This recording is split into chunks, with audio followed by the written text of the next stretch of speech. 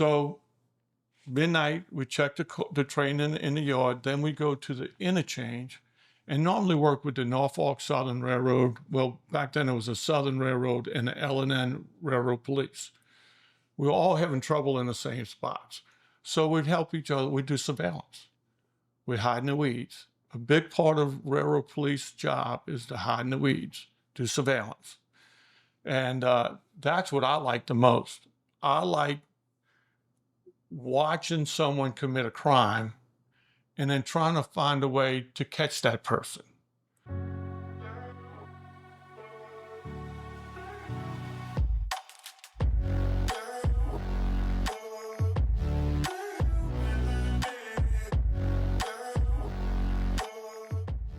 Okay, can you introduce yourself for me, please? Paul Miller. Paul. Okay, so I have never dealt with you guys ever. Tell me who you worked for. I started my law enforcement career with the New Orleans Police Department as a police cadet. Back then in the 70s, you could get hired as a police cadet at 18. They sent you to college, and you had to keep a certain grade point average and work full time. So I did that for about a year and a half. And when I became old enough to go into the academy, I went to the police academy at the age of 19. As long as I was 20, when we were graduating, I could be in that class. Otherwise, I would have to wait till I was 20 and then the next class to come up. Why was 20 the magical age? Why wasn't it 21? I don't know. Okay. I think they gave us a little special gift for starting early and going to college. Okay. So they did send me to Loyola. I did graduate from Loyola, and I did become a police officer in 1975. Okay. So with New Orleans Police Department, but then your career, I think, is so fascinating. You spent 35 and a half years with who? Railroad police. Railroad police. Okay. As a railroad police officer, what were your duties?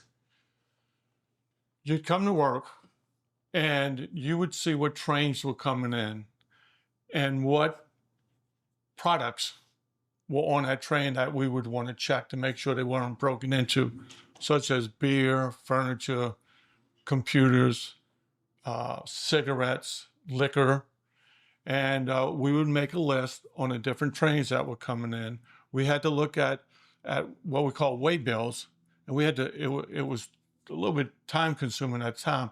We'd have to flip through each way bill to see if there was a beer car on the train or a cigarette car on the train. And then we'd go out into the yard, and I worked midnight to 8 the 4 years I was with the SP. And I have a little funny story about that when I started. But anyway, you would walk the train and looking for a car number of what the beer car was or the cigarette car was. And then you would check the locking devices on both sides of the box car. Most of it back then was box cars. It became containers or trailers later on, but most of the products were in box cars at the time. And they were hard to break into, but they were broken into. The little funny thing is I come from New Orleans Police Department. I'm this big, bad New Orleans policeman. And my shift is midnight to 8. And the railroad yards are scary. They dark, they cold, they windy. And I'm working with this guy, Toby, who I credit with teaching me how to be a railroad cop. He taught me how to be a good railroad cop, how to detect. Like Alan Pinkerton would say, he had to teach his agents the art of detection. Toby taught me the art of detection as of being a railroad cop. So anyway, I get out the car. I'm this big, bad former New Orleans policeman. At the time, I was still working with New Orleans. I was running out my time. And it's dark as hell. And I got my gun out. I got my flashlight out. And I'm looking like this. And he says, "Paul, what you doing?" "It's dark out here." And he's laughing at me just like you are. And I said, "What you laughing at?" He said, "Nothing, nothing." And So I said, no, what you talking about? He goes, soon you'll realize that darkness is your friend. And if you turn on your light, the bad guys can see you. If you just wait a minute, your eyes adjust to the darkness and you can walk the whole railroad yard without your flashlight until you need to read the seal number, the locking device number, or the car number. And I said, bullshit, not me. And I got my gun out, I got my 357 Magnum out, I got my Kel-Like out. And probably about 2 weeks, Toby would laugh at me every time. And finally, I turned off my light and my eyes did adjust. And it was a lot easier to see down the tracks than you would think with no flashlight on. So going back to what we did, so we would check these cars and make sure they weren't burglarized. We'd write down the seal numbers, go back to the office and document that into a logbook. We'd wait for the next train and do the same thing. In New Orleans, we have what's called interchanges. We have 6 railroads in New Orleans, some on the east side of the Mississippi, some on the west side, and we interchange to each other. So we give railroad cards back and forth to each other. So the interchange points in New Orleans are always in bad neighborhoods, low-income neighborhoods. So that's where we have most of our problems. So midnight, we check the train in the yard, then we go to the interchange and normally work with the Norfolk Southern Railroad. Well, back then it was a Southern Railroad and the L&N Railroad Police. We were all having trouble in the same spots. So we'd help each other. We'd do surveillance. We'd hide in the weeds. A big part of railroad police job is to hide in the weeds, do surveillance. And that's what I like the most. I like watching someone commit a crime and then trying to find a way to catch that person. In a railroad, on the interchanges, you're within the neighborhoods. So there's a lot of places to come up to the railroad tracks and hide. And if you're hiding, you can only see a part of the train. You can only see the side of the train that you're on. And then it's dark, so you can only see so far. So you try to get a signal light way down that's in the middle of the track that you can see, that if you pay attention, you can see someone cross that beam. So you know somebody's, on the tracks. You don't know if they're crossing over, if they're breaking into them. So you got to try to get closer to them and see and hear what they're doing. So we would go down to the interchange, check our train, same way. We'd have to get up on the engines, check the waybills, see what hot cars were on a train. We'd write them down, and then we'd walk the train, which is normally 1.5 miles.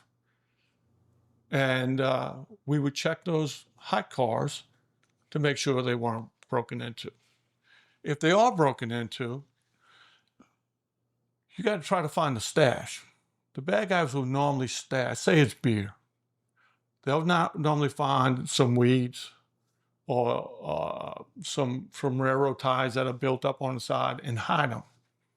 They'll wait for that train to leave, figuring no railroad police are around and no police are around, and come back and get their stash. So we would look for the stash right away. If we found the stash, we would set up surveillance on that stash and wait for them to come back. Sometimes they did, sometimes they didn't. Sometimes you're out there for many hours in the cold, in the heat with the mosquitoes, and nothing happened. But when it did happen, you had to figure out which way they're going to run. And I was always a runner. I was a chaser. Even up to when I retired at 60, I was still a chaser. I loved it. I loved watching somebody commit a crime and try to figure out how I'm going to catch them. And then a little story there. I was somewhat new, and I went down to the interchange in New Orleans, and I realized I forgot my gun at the office. And I had 2 or 3 cars to check, box cars. It was beer box cars. I said, I'm just going to take a chance and check them without my gun. And so we're in the neighborhood, and I get out of my car. I find the two cars, and they like 3 cars apart from each other. So there's 2 cars in between, 2 box cars in between the 2 beer cars. And I'm checking the sidewalk side of the beer car, and I hear a noise. So I just listen.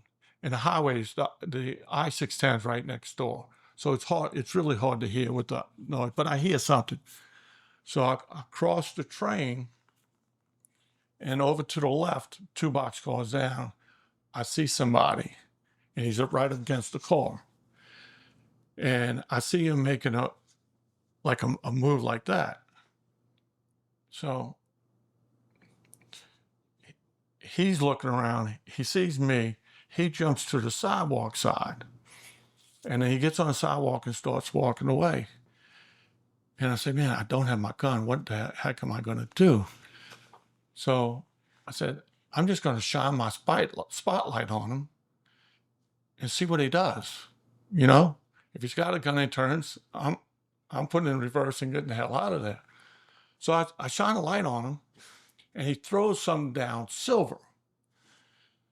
I said, well, if it was a gun, he don't have it anymore. And then he continued walking. He don't have it anymore, so I'm going to stop him. So I got the spotlight on him, and I tell him, you know, railroad police, put your hands up, come over to the car. I get him on the car. I get his ID. Well, I made a mistake. I didn't handcuff him. I did have my handcuffs. And back then, we didn't have radio communication with anybody unless it was another railroad policeman who was within a mile. That's how far the radios went. And nobody was out that night. It was just me. So I made a mistake of not handcuffing him. I walked over about 20 feet to see what he threw down, which was a hacksaw. He was cutting a seal. And when I picked up the hacksaw, he ran toward the train. Well, the train was just starting to move. Well, he ran and he dove with his chest on the knuckle of the train, which is in between, and that knuckle goes in and out. And we've had many people get their feet cut off, their hands cut off by that moving knuckle. Well, he jumps on, he puts his hands on the neck of the knuckle, and the train's moving, slowly, but it's moving. He flips over, his head comes down on the back of the railway, he's looking up, and here comes the wheel. Well, I run up, and I think I'm going to get splattered on, so I go like this, but I'm sort of still looking. Well, he lifts his head right as the wheel's going by, and then he runs toward the off-ramp of the interstate at Franklin Avenue. So I wait 2 cars. It was just 2 cars. It was another car and a caboose. I wait for them to get by me, and I start chasing them. I get to Franklin Avenue where the off-ramp came, and there's a road there, and I turn, I don't see him. And he didn't have time to get to the next corner. So I go, and there's high weeds under the off-ramp, and he's got to be in there. So one, I don't have a gun. I figure he don't have a gun because I found a hacksaw. So I go underneath there. I find him. We get into a fight. I get him, handcuff him, and make the arrest. But it was crazy doing that without a weapon. But I took little chances at a time. And he almost gets his head chopped off by the... I really thought he was. I mean, I really did. I really did. I went like this because I thought I was going to have brain splatter on me. So that was a funny little case. Another funny little case there. The train was stopped at St. Roch Street. And this was actually I think my first arrest without Toby. So I get up on the engine. Wait, what'd you say? Without what? Without Toby. Toby's the guy that helped break me in. Got it. I get up on the engine. I check the way bills. I find out what cars. They had cigarette cars on there, some beer cars. So about 2 or 3 box cars from the engine is a cigarette car. And I'm walking, and once again, it's 1 or 2 o'clock in the morning. I'm under the interstate, and the cigarette doors are open, and some cases are missing. And so I called to see if anybody from any of the other railroads were around. I was working by myself on my railroad. So John Emery from the Southern was around, so he said he'd come help me on surveillance. So I couldn't find a really good spot where I could see. So I laid in the shadows of the interstate next to the rail. I just laid on the rocks next to the rail. John was in the weeds behind me, but he couldn't really see the boxcar, and that was a problem. I couldn't find a good place to see the opening in the boxcar unless I laid there. So half an hour or so goes by, and I see 2 guys coming from the engine area. And they walk up straight to the cigarette car, jump in, throw 2 cases of cigarettes out, and hide them behind the support beams of the interstate. And I'm talking on radio real quiet with John Emery, telling him what's going on. Well, they come back, and they pass up the cigarette car, and they walking toward me, and they're walking right toward me. And I said, damn, what am I going to do? They're coming right toward me. So it's dark. They're not looking for somebody laying on the track. The guy steps right in front of my face. Well, I scream, freeze, police. These poor guys jumped about 10 feet and froze. Well, John Emery comes running out. We didn't have to chase them because they were scared to death. And when we talked to them later on, they said they were so scared. They thought I was a devil, and they just froze. They was just scared to death. So that was a good little case we made, and it was funny. It was scary that they were approaching me, and I didn't know what to do, and but I was ready for anything. Give me a little bit of history about the railroad police, since I don't know anything about it, and I'm sure people are watching it just like I am. Tell me how they came about. In 1849, in Maryland, the Baltimore and Ohio Railroad. Now, between 1830 and 1835, you had 2 states, Maryland and South Carolina, that started railroads. By 1850, you had 8 other states and 1,000 miles of main line. In 1849, an engineer, Benjamin Latrobe, had a strike on his hands. And the leaders of the union were assaulting workers that were coming to work. So he got with Sheriff Martin of Acton, Preston County, which is now West Virginia. The sheriff gave him a bunch of deputies, and they arrested the leaders of the union, and a lot of problems went away. So the engineer said, man, I need my own police department. So he hired 12 guys that were paid for by the railroad. But he went to his friend, Sheriff Martin, and they were deputized through his department. So any acts that they did were covered under law.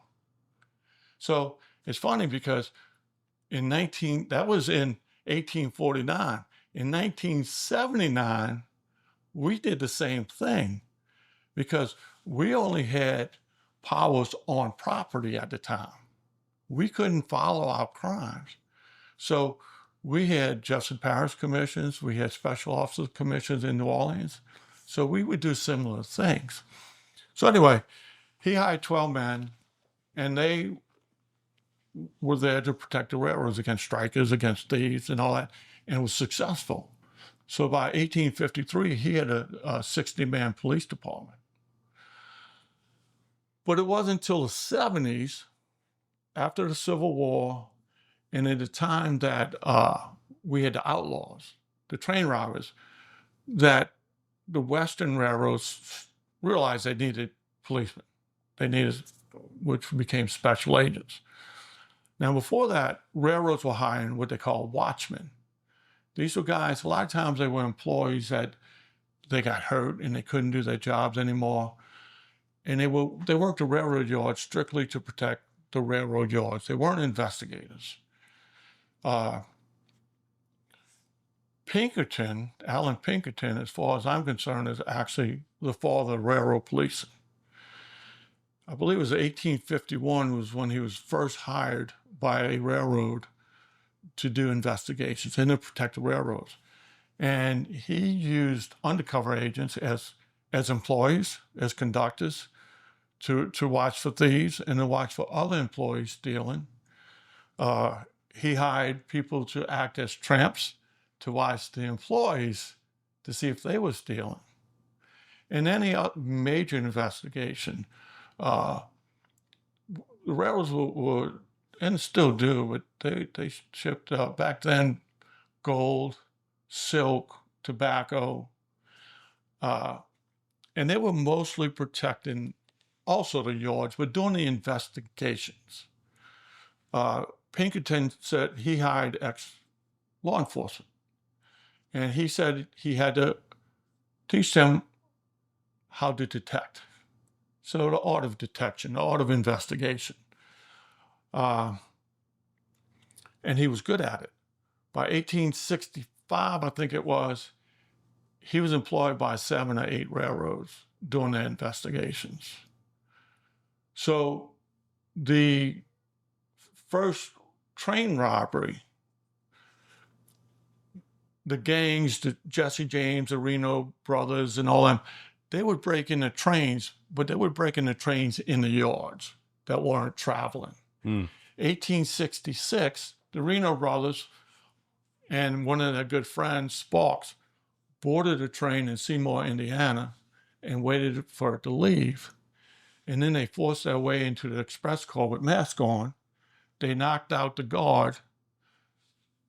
Before they knocked him out, he opened up a local safe that had, I think, it's 13,000 in it.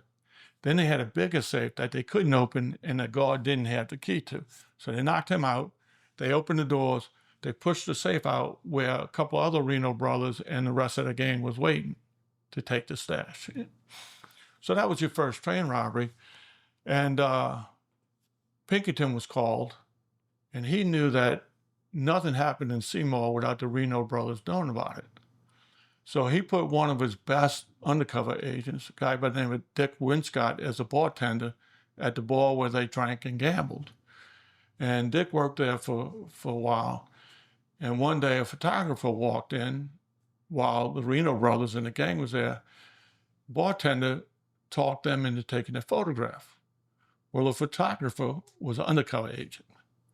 So they took the picture, immediately sent it to the headquarters of the Pinkertons, and Alan Pinkerton showed it to the guard who was knocked unconscious. He identified them as the train robbers. So for the next bunch of years, you had a bunch of gangs robbing the trains. They were killing employees. They were killing passengers. They were robbing the freight. They were robbing jewelry and money from the passengers. So Pinkerton was active, and the Union Pacific hired or promoted Bill Canada. Back then, each area had say Union Pacific, each area had their police department. They weren't under one umbrella. They weren't under one chief. In 1891, when Bill Canada was promoted or hired, he was the chief. And he was told by E.H. Harriman, I don't care what you do, you got to stop these train robberies.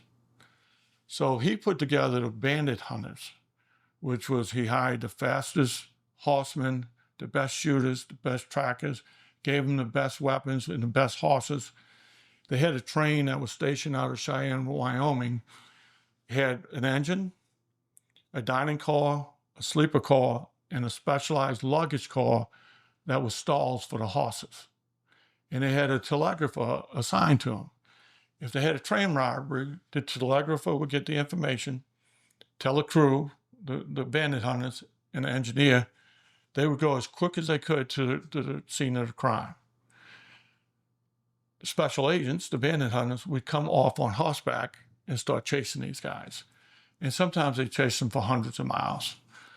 So while you had the Pinkertons, you had the Bandit hunters. The Missouri Pacific, under Chief Thomas Furlong, had the secret police, and they were made to be like the Pinkertons. They were more investigators, more undercover. Between these three groups, they put an end to the train robbers. But you had 3 Pinkertons that were killed. You had railroad policemen that were killed in shootouts with these guys. So obviously I've watched a lot of Western movies where you got train robberies and Butch Cassidy and the Sundance Kid and stuff. Back in those days, obviously you're robbing for safes and stuff. I'm assuming Amtrak wasn't around where you're having passenger cars. Were people having passenger cars? No, your first trains were mostly passengers. Okay. It was passengers and freight mixed. Okay. So you might have, they were all small trains, 4 or 5 cars, but you'd have 1 or 2 passenger cars with a dining car, and then you'd have freight cars. So they were doing everything. They were stealing the freight and stealing from the passengers. And a lot of times, like I said, getting shootouts with passengers and conductors and engineers. And so we had a lot of people getting killed doing those robberies. By the time that you start working for the railroad police, are there passenger cars, or is that just strictly Amtrak? When I started, it was strictly Amtrak. Yeah, I think it was, well, the 50s brought the interstate system. Yeah. All railroads had passenger trains. But when the interstate system started, passenger ridership went way down. So it took a while, but gradually railroads did away with their passenger trains. And that's why you have Amtrak, because all the railroads did away with passenger trains. Now you do have you have, New York, Chicago, California. You do have your subway police.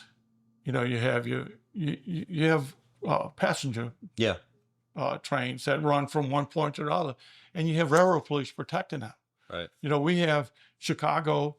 We have our freight railroad police also do the passengers. They swap from time to time. But Amtrak is your biggest passenger, and they have a large police department. They are well equipped. They have helicopters. They have huge buses. They have a good police department. How about you? When you were working with them, were you predominantly dealing with property crime, people stealing stuff, or you watch these movies where people are hopping on and they're going from point A to point B on these containers? Did you ever deal with persons crimes? Yes, but very rarely. Okay. Talking about the hobo. Okay. So we still have, when I first started, most of our hobos were illegal Mexicans. I could check almost every train in the 70s, early 80s, and there'd be illegals pretty much going to Florida for picking oranges and fruit and all that. And you had your true hobo that just rode the rail. They went state to state to state. Nowadays, your true hobo's gone, and what I call your gutter punk is probably 98% of your hobos. And these are the guys with the piercings and the tattoos, and you'll see them in New Orleans when you're in New Orleans. The good thing about them is that they mostly have good IDs, whereas your old hobo wouldn't have an ID or might have 5 IDs. But these guys have good IDs, they have money, they have phones. So if you kick them off the railroad, they can catch a ride. You normally don't. They normally wait for you to leave and they hide again and they come back on the railroad. I mean, that's your typical hobo from the old days. And hobos, riderships really started after the Civil War, when you had a lot of guys that were messed up from the war, didn't have jobs, traveling the country for jobs, or just messed up. And that's when your true hobo started. The hobo name, if you read up on it, very different opinions, but homeward bound, homeless boy was just abbreviated to be hobo. But in this day and age, when you were dealing with, those people, Are they just trying to? Are they just trying to see the country? For the most part, they are. They are. They going from event to event. They'll come here for the Super Bowl. Not that they're going to the Super Bowl. They'll come to the Super Bowl. They like coming to New Orleans for Halloween. Uh, they'll go to Mexico. They'll go to Canada. They know the rails better than we do, because we work in a typical special agent works in a 60-mile area. These guys travel the United States, Mexico, Canada, and they know the rails. The biggest reason we don't want hobos, riders on the rail, is because a lot of them get hurt. They get cut in half. They get their legs cut off. They get their feet cut off. They do steal from us occasionally. But it's more a safety issue for them. They, for the most part, they leave our freight alone, and they leave our employees alone for the most part. So I see they were having a major issue in LA of people stealing cargo stuff. Is there anything that people would be surprised that the rail carries? Like I saw that, maybe that there were guns that were periodically being shipped on railroads, or computers and everything else. But is there anything else that kind of people would be surprised? Well, we ship anything and everything you can think of. Okay. Even guns. And for many, many, many years, the local police department would come to us and say, hey, we got information, gun stolen from the railroad. I said, don't waste your time. It didn't happen. Well, in later years, in the 2000s, it has happened. We do ship guns. UPS ships guns. Other military sometimes ships guns, and they're not supposed to. By contract, not supposed to. So we have had guns stolen. Military in City Park in New Orleans, we had a container stolen where they stole about 10 night vision goggles. And toward the back of that container was rifles. Toward the front, it was all big equipment, but toward the back was rifles. So talking about the military, we're the biggest transporter of military equipment. We have worked with special forces to teach them about how to get around on a railroad. We help them on boarding and passenger trains. So we have worked with special forces, and we do ship a lot of military equipment. Tell me a little bit about your training. When you first got hired on, is there an academy? What do you guys do? There was no academy. Well, there was an academy in Mississippi that some people got to go to, and I think it was just like a 6-week academy. Prior to me being hired, the railroad would hire clerks and other people from other crafts that didn't have police experience. And but when I was getting hired, at least the Southern Pacific started hiring nothing but former police officers. And our training was on-the-job training. It was learning from Toby, which thank God I did have Toby. But it was on-the-job training. Nowadays, they still don't have an academy, but we get any type of training we want. If you're interested in evidence collection, hazardous materials, just anything, you can pretty much get that training, at least on the Union Pacific. They really equip their guys well. But the actual first day was go out with Toby and learn the railroad. Now has that changed? Do you guys actually have an academy now? No, we don't. But we do still hire former police officers. When I got hired, I was only 24 years old with them, and it was over a cup of coffee. Nowadays, we have a interview board. Most guys being hired by us are in their mid to late 30s. They have 10 to 15 years experience. A lot of them have college degrees. We would like to have college degrees, but in a lot of areas, we just don't, we don't have enough people applying in those areas. So we will substitute. I forget the years, but 4 years experience for a college degree, something like that. Yeah. The numbers might be wrong, but as we do miss out, I can tell you, and he never did put in the job for the job. The best railroad burglary case I ever saw work was by a Jefferson Parish detective, who is one of my very good friends now. And he couldn't get on with us because he doesn't have any college. But he's one of the best cops, best detectives I ever worked with. In this one particular case, we have container yards where truck drivers will bring a trailer or containers into a yard where they eventually put on a train. And in Bridge City, Louisiana, it was a Burlington Northern Santa Fe Railroad. It was their yard. Special agent comes to work, and they had like 30 containers broken into, a bunch of freight missing.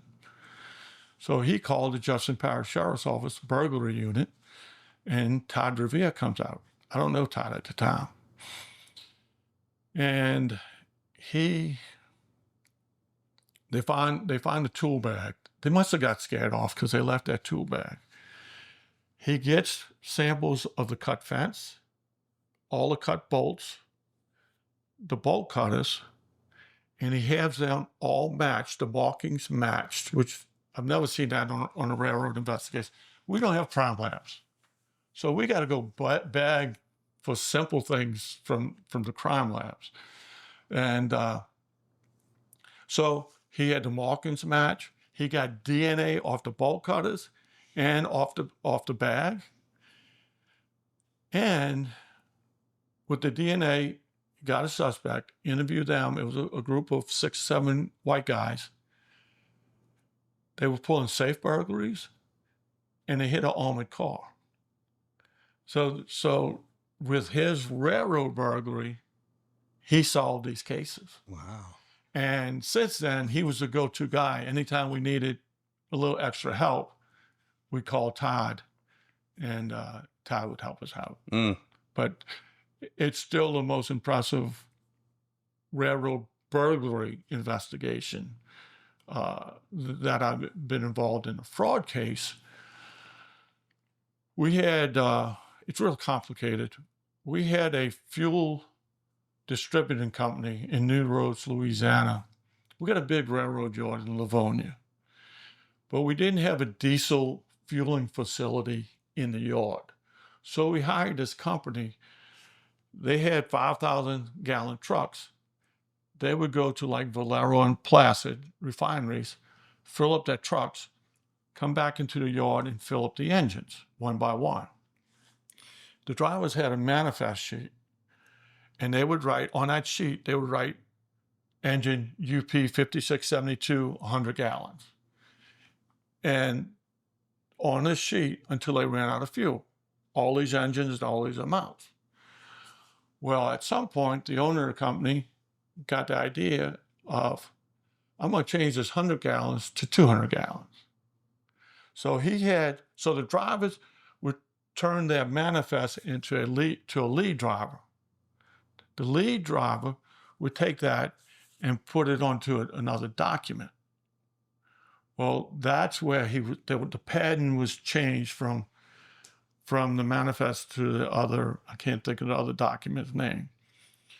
Then he would turn them into the dispatcher of the company, who would make an invoice and send it to the UP to get paid.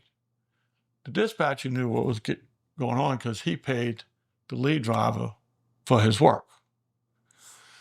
So that was between 1995 and 1998. We don't find out about it till 2003, when the dispatcher flew to Omaha, where we're located, with scratched out amounts to show the head of the railroad what was going on back between 1995 and 98. So we get involved, locally we get involved.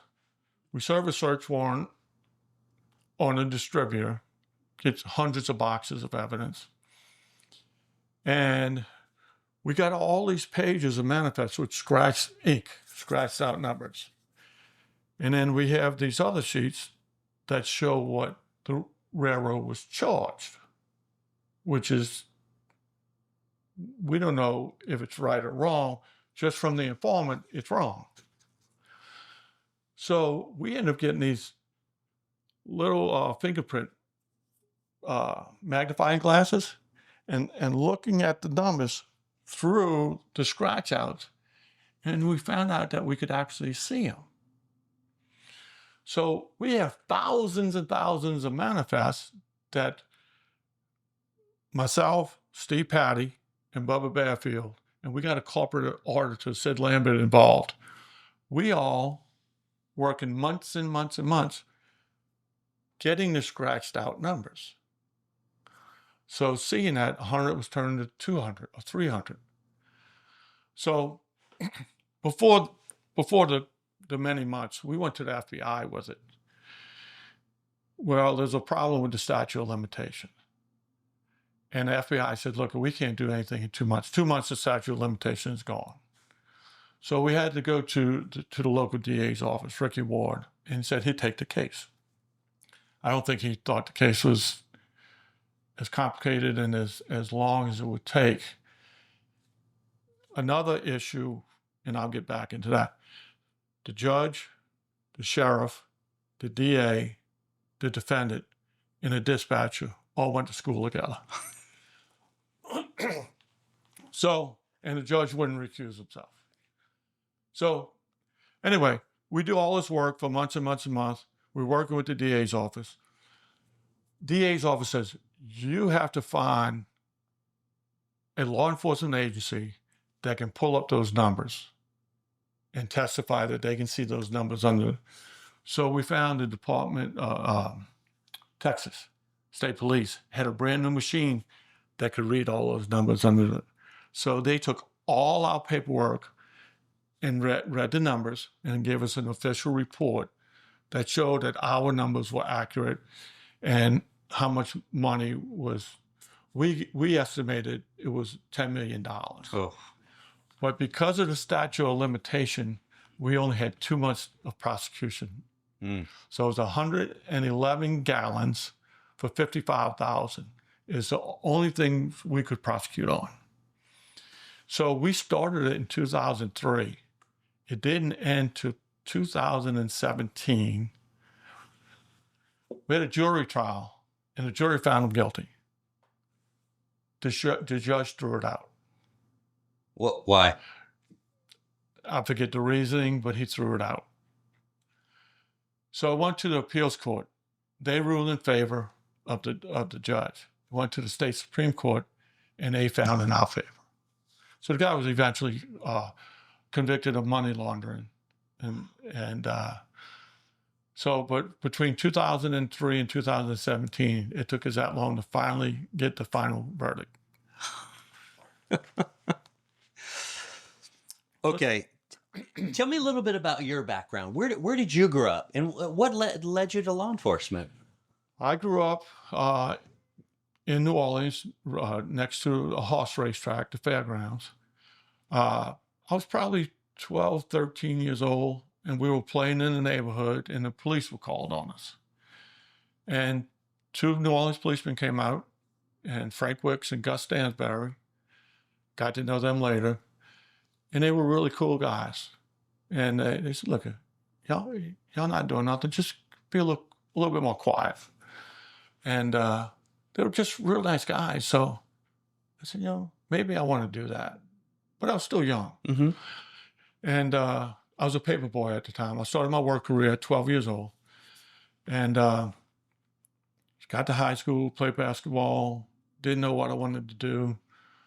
Went to work for A&P grocery store, and I met one of the police officers again. His wife was one of the employees there. So Frank Wicks, he ended up being a DEA agent, as a matter of fact. retired from the DEA. And he came in and we just talked. And I said, you know, this is a really nice guy. I really like him, real professional. And, you know, I know they help people and they put bad guys in jail. And he told me that they had a police cadet program. So at 18, I took the test and I got accepted and I became a police cadet.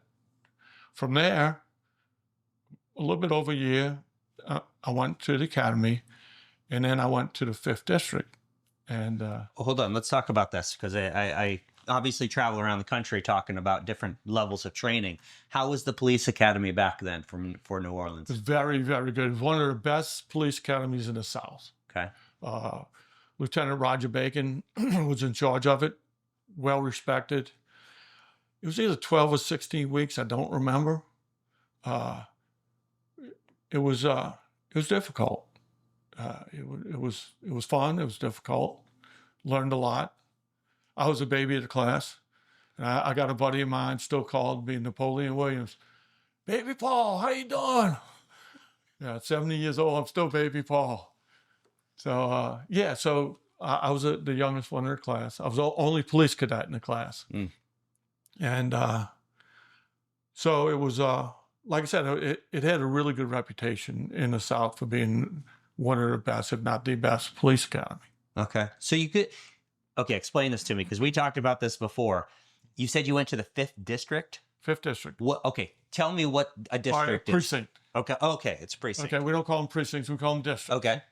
And at the time, the 5th District was the second worst in the city. And I had this captain. If you finish number 1 in the academy, you got to choose where you go at. I finished like 5th. And so you wrote down on a piece of paper 1, 2, and 3 where you wanted to go. And sometimes you got it, sometimes you didn't. I put 5th, 5th, 5th. And I had Captain Ike Foster, who was over the TAC unit. And he had some really good ball teams. And I played baseball, football, basketball.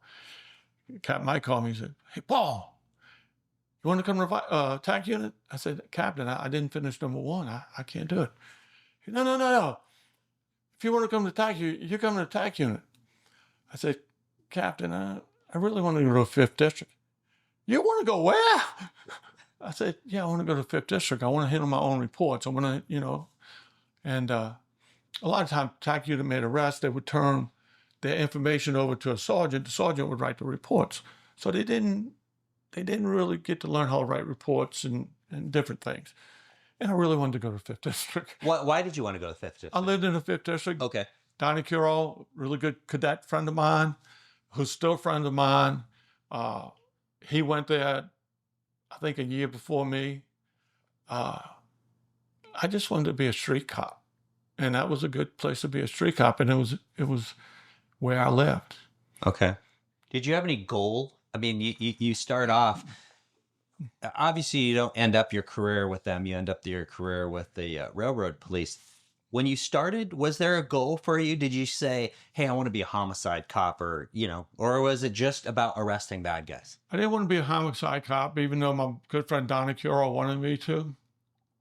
I'm a little bit of a sissy when it comes to autopsies. I can see somebody shot and stabbed and hurt. I can't see somebody being cut open and sawed open. So I tended not to even think about that. Mm-hmm. I really enjoyed, I was a uniform cop for about a year and a half, and I was asked to go into the district detectives, what we call the follow-up unit. It was a 6-man unit.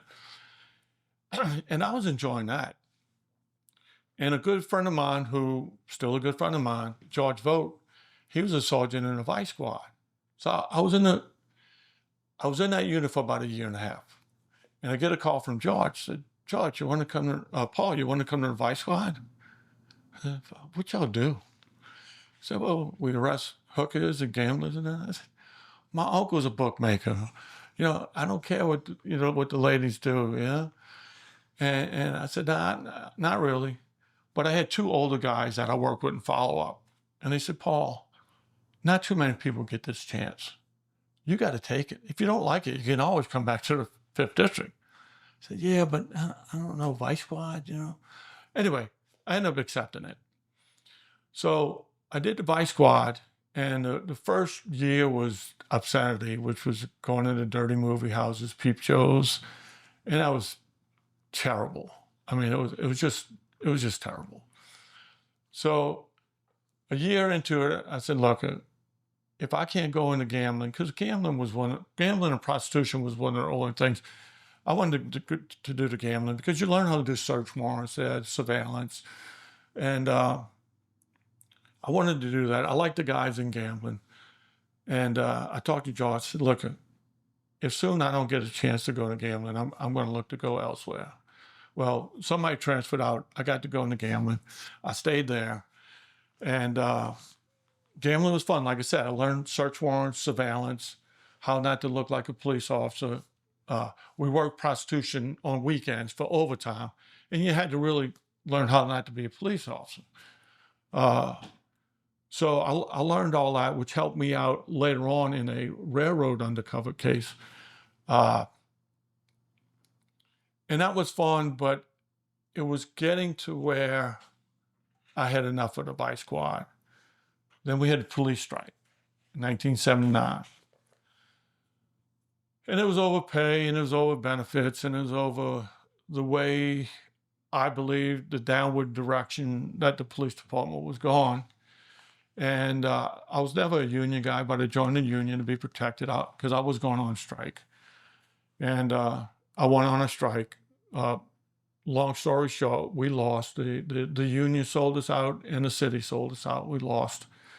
And I started looking for other agencies at the time. I really didn't want to do federal because you always had to leave, and I'm a homeboy, and I never wanted to leave. So I did take the test for customs, but I really didn't want to do that. I took the test for the state police, and I hate handling traffic accidents. But my thinking was, in the vice squad, we work with the intelligence guys. My thinking was I could go into intelligence. But then the more I thought about it, and I went through the whole thing. I went through every step and was ready to be hired. And I realized it might take 5 or 10 years to get into intelligence. I got to handle fatalities and traffic accidents, which I don't like. So I didn't do that. So one day, a former police officer that I worked with in the 5th District came up to me and said, Paul, I heard you're thinking about leaving. I said, yeah, I'd like to. He said, how about a railroad cop? I said, what's that? What's a railroad cop do? And so he told me. So he said, come meet Bob Bennett, who was the boss at the time. And I went and met him, asked what we did. Most importantly, I asked how much money. Well, it was double my New Orleans police salary for less time. So I said, yeah, I'll try it. So I did, and I hated it. And it was more the guys I worked with, except for Toby. Mm-hmm. And I tell Toby, I said, Toby, I hate this job. He said, Well, Paul, why didn't you like it? it wasn't every day putting people in jail. It wasn't riding the streets. It became sort of that, but it was a dirty job. You know, it was more of a watchman job. Mm-hmm. And Southern Pacific bosses treated us like watchmen. They wanted us just to stay in the yard. They really didn't want us doing investigations. Part of the reason is my lieutenant in Avondale, Bob Bennett, left. He went to Lafayette. My new lieutenant was never a police officer. And I think he was intimidated by policemen that wanted to work and could work. And so it was more I didn't like the guys. And so I would tell Toby, I said, Toby, I hate this job. And Toby said, Paul, it was the same for me. 2 more weeks and you'll like it. 2 weeks later, Toby, I hate this job. Paul, 2 more weeks. So we're still talking about it today. I mean, 40 years later, 2 more weeks, Paul, 2 more weeks. So It wasn't until, I call it jumping the ditch. It wasn't until I went with the Missouri Pacific Railroad under Glenn Grannon. He was a supervisor. We call him Skinny. And we were cops again. We were hiding in the weeds. We were chasing guys. We were putting a lot of people in jail. We were doing the watchman work as quick as we could. And then we were out there trying to put people in jail. And we were working with some great guys throughout the state. We were pretty much throughout the state at the time. Initially, Skinny supervised just the metro New Orleans area. Soon after that, he got the whole state. We had Bubba Bearfield, Jim Herron. We got some really, really good guys. And, you know, when I think back about it, now 50 years into law enforcement, I've worked with feds, state police, local police. I put the core of my guys against any other agency. Work with some awesome guys. Toby was undercover, not undercover. Toby was narcotics in JP, Jefferson Parish. He loved narcotics. And that's where him and Skinny met, or Glenn Grannon. So they knew each other from the departments, but they worked for different railroads. So as I said before, Toby taught me how to be a railroad cop. And he did a great job because I learned a lot. And I like to backtrack a little bit. Mm-hmm. If a train comes into, say a train comes into Avondale, you check that train for open containers, open boxcars, and all that. If you find a burglarized car, something with a relatively big burglary, you got to find out where that crime happened. So that could happen in LA or anywhere in between. So what you do is you go back in the records and you see where that train stopped for an hour or 2 or 3 or 4. That would be a good location to check. So you go out there, well, there's no train out there. So you got to walk the tracks, guesstimate how far back that car was that was burglarized, and really check that area. Now you walk in the railroad, so you're walking on ballast rocks, which is the rocks that hold the tracks together, the railroad ties, and you're looking for a small piece of broken seal, or you're looking for a piece of cordboard, or you're looking for a piece of bonding, plastic bonding that bonds the boxes together. You're looking for something out of the ordinary. Because if you're walking down the tracks, there shouldn't be anything like that. So you find it, then you start looking for the stash. As we talked about before, you're looking in the weeds, because you always have weeds on one side of the track from you. You're looking in the weeds for the stash. But a normal sized train is 1.5 miles long. So you're walking very slowly, and you pick, the way I did it, the way Toby taught me to do it, pick right between the rail and go to the end of the rock on your way that way. On the way back, you do the other half. And it's surprising how easy it is to miss a broken bolt, a locking device. Even though you're going slow, even though you're being real careful, sometimes on the way back, you still glance into the other side, you'll see a cut seal or a bolt or something. So Toby taught me all that. He taught me the how to do railroad surveillance. A lot of guys don't like hiding in the weeds at night. It's like I said, it's scary. Or in the train yard, among the boxcars and trains that are moving every once in a while.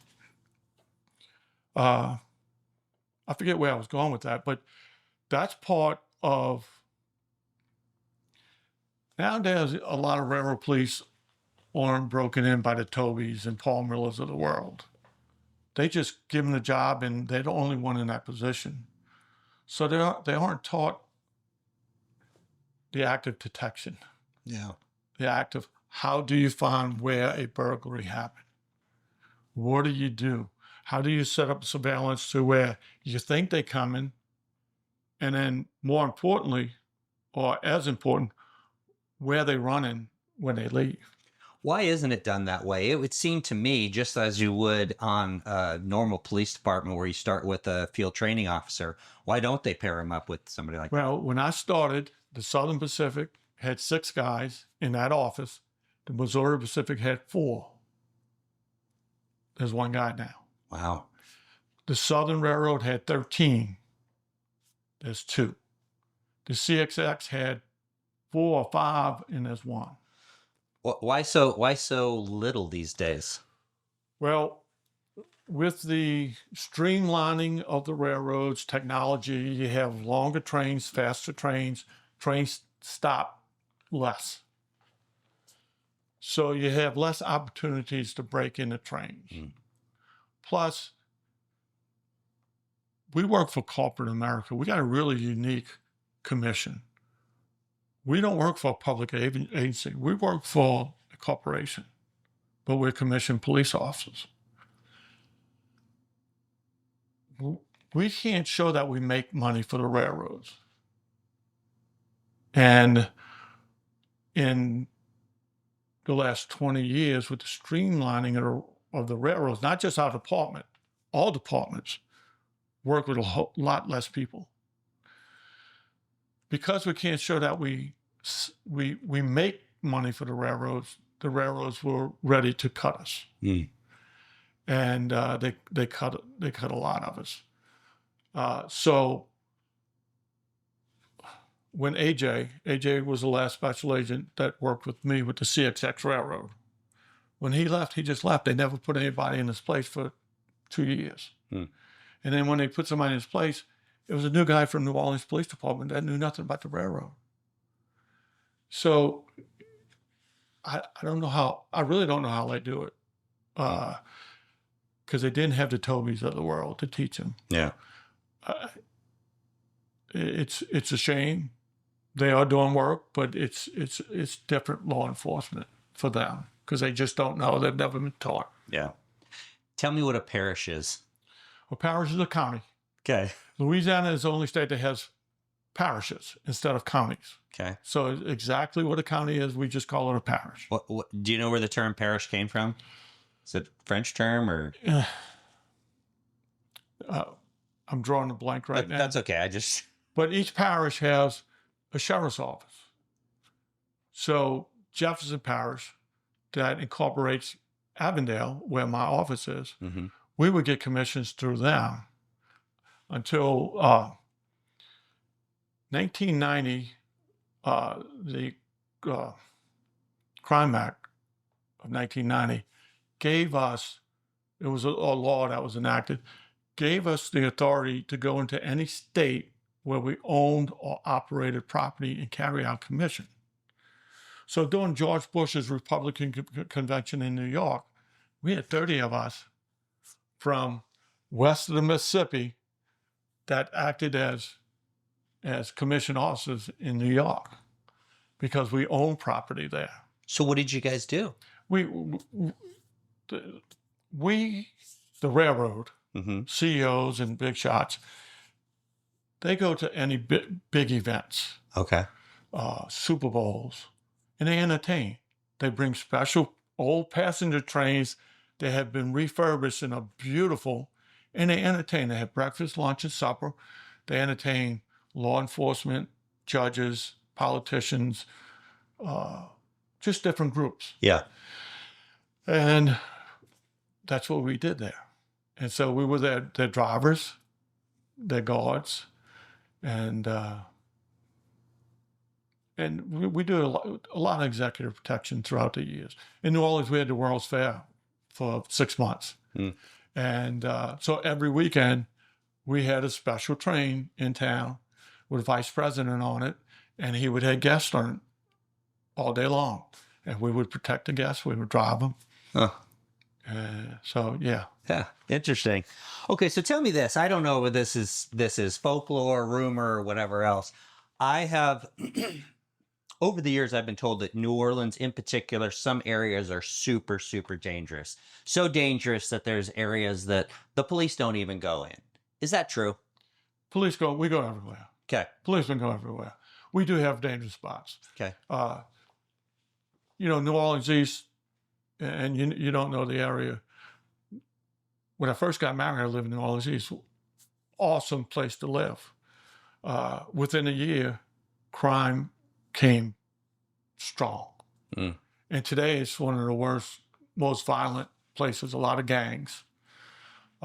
It's neighborhood gangs. It's not your Crips and Bloods, it's neighborhood gangs. And you got a lot of carjackings. Well, carjackings are down now that the DA and his mom got carjacked, and he took it a little bit more serious. But you have a lot of drugs, a lot of drug gangs. Most of the shootings are gang on gang. That's a good thing. But we do have innocent people getting shot, getting caught up in the shootings.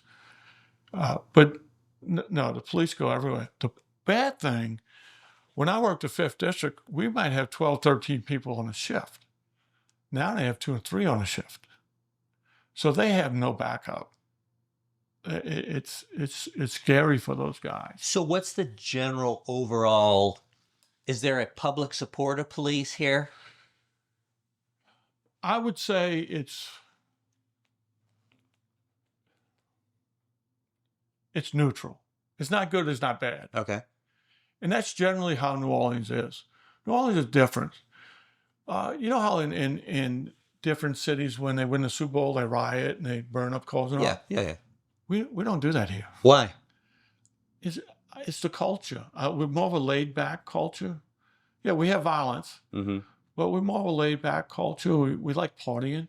You know, everything's a party here. You know, like Mardi Gras. We have very little problem on Mardi Gras. We have a million plus people on the street Mardi Gras Day, and you might have 400 policemen out there. You got 1 or 2 policemen per block, and you have wall-to-wall people. So the people just want to have fun. Yeah, we got bad guys, but the general feel of the city is we want to party and have fun. Yeah. And so we don't have the problems that other cities have with protests and things like that. We do have a female, and I believe she was from California, Kirkpatrick, who's the chief now. And I didn't know what to think about her, but one of my good friends who's a lieutenant in homicide, cold case homicide, he said she's the best thing that's happened to New Orleans in a long time. So I got to trust him at his word. Yeah. Because he's an awesome policeman. I don't even know why he's still in New Orleans. He's very sharp, very well respected, was on the FBI task force for many years. I think he just loves the police department. Just like when you talk to Donnie Curall. Yeah. Donnie Curall's dad was a captain. His great uncle was a major. He just always wanted to be a New Orleans policeman, and he stayed. You know, he's one of the heroes after the storm. Can you look back on your career? How did law enforcement affect your family? Very proud of. You know, when I went to leave New Orleans, I went to my wife, and I asked for her opinion. She said, "I'm not giving it to you. You love New Orleans. You love the police department. This is your decision." She still wears her NOPD medallion that I bought for her in the 70s. You know, I love New Orleans police. Now, I hated the way we were going. In uniform, I got tired of handling domestics. You know, but it was more the direction that we seemed to be going under the mayor we had, and just the direction we were going. I was frustrated with that. And New Orleans has had a lot of problems with corruption. If you read the history book from the inception of the police department, my grandfather, who I didn't know, my grandmother told me he was a New Orleans policeman and that he was corrupt. I don't know if he was or wasn't, but I know he had 6 wives. So, but I never knew him. But New Orleans has had and still does have a history. I was just looking at FBI files the other day, and I came across a Glenn Davis investigation. Very interesting if you haven't watched it. It was New Orleans policemen protecting drugs at a warehouse. And I didn't realize that 18 policemen went down for that. But you got some great policemen here. I mean, you have some sort of best policemen in the nation here, Donnie Curl being one of them.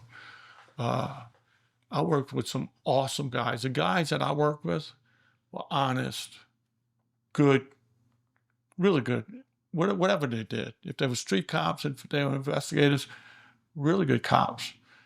We just have our problems sometimes with corruption, and I know a lot of police departments do. Mm-hmm. So, How about this? Can you look back on your career from when you started to now? Did being in law enforcement affect the way that you see people? yeah, I watch people. You know, I judge people by their actions, not so much their words. I can tell you I never did check the background of any of my daughter's her boyfriends. I didn't do that. I let her make her mistakes, and or her did well and didn't do well.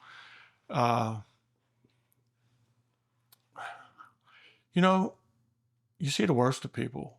It does affect you. Just like these guys in Texas right now. They're having to recover bodies of children. And it's not the worst of the children, it's the worst. And what's the worst thing you can do is recover a dead person, a child. Right. And they having to live with that. Well, you do that every day in different ways.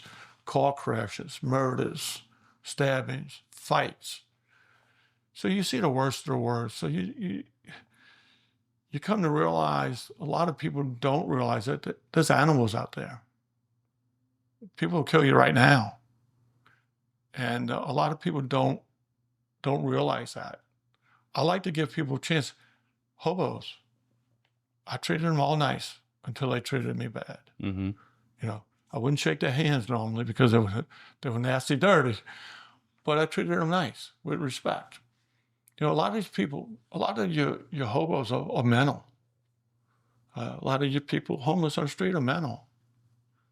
You know, they deserve to be treated with respect until they disrespect you. Yeah. So, yes, I was naive. When I first became a police officer, I was almost immediately put in the call with a brand new guy. I didn't know nothing about drugs. We were stopping the right guys, but I was missing the little folders in their wallets of cocaine, and you know, I didn't know. We just didn't know. Yeah. Now I learned quick, so I was real naive. I knew there was bad people, because growing up, we grew up in a neighborhood where we had fights, and we had fights. We get jumped by different minorities, and we'd have to fight. We'd have to fight at ball games, you know. So I knew there was bad people, but there's truly animals out there. Yeah. And so I guess being a policeman taught me that. I was real shy when I was young. I didn't talk a whole lot. And I still, in a group, I still tend to lay back. But it got me out of that a little bit, being a police officer, having to deal with people, 20 years old, handling domestics. What did I know about domestics? You know, I wasn't even married. You know, my family didn't fight. We had none of that.